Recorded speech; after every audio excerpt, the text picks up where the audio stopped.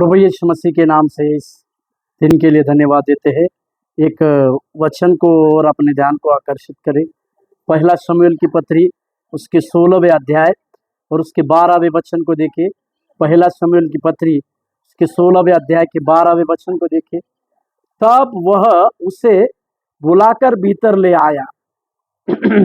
उसके तो लाली झलकती थी और उसकी आंखें सुंदर और उसका रूप सुडैल था।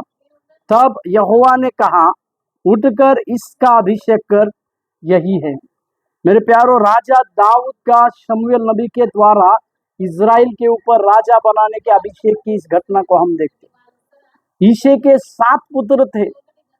शमूएल जब यिशै के घर में आया तो 7 पुत्रों को देखने के बाद उसमें से एक भी पुत्र, परमेश्वर की आत्मा ने उस एक भी पुत्र को राजा बनने के लिए नहीं चुना।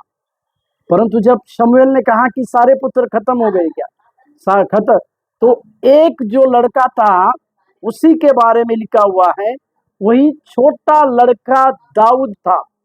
उसके बारे में इस प्रकार से लिखा है कि उसकी लाली झलकती थी पर उसकी आंखें सुंदर थी, उसका रूप सुडैल था। ये इसलिए लिखा गया है क्योंकि वचन बतलाती है परमेश्वर का देखना जो है मनुष्य के देखने जैसा नहीं आता है।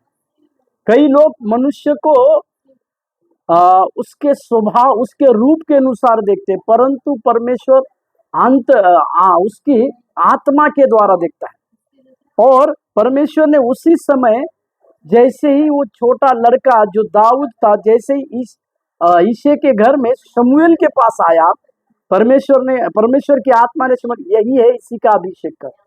मेरे प्यारो, इसके लिए आज के सवेरे के समय में मैं आप सब लोगों को उत्साहित दिलाना चाहता हूँ कि आप अपने शरीर के उस भागों में मत जाइए। शायद आपके पास क्या है इसको मत देखिए, परंतु परमेश्वर ने आपके अंदर जिस प्रकार की परमेश्वर को धुन रखने वाली बातें दी है, धुन रखने वाली आत्मा दिया है, यदि आप परमेश्वर को प्रसन्न करने वाली बातों के साथ जी रहे हैं तो अवश्य है कि उसका बड़ा से बड़ा अभिषिक्त दास आपके लिए आपका नाम लेकर ऊंचे पद की घोषणा आपको करेगा। और यही बात राजा दाऊद के जीवन में हुई। राजा दाऊद ना केवल उस समय राजा बना, परंतु इसी दाऊद के बारे में लिखा हुआ है, मेरा मन लायक व्यक्ति। हमारे जीवन में परमेश्वर इसी प्रकार के कार्य करने पाए, इसी के लिए आप सबको बधाई। धन्यवाद।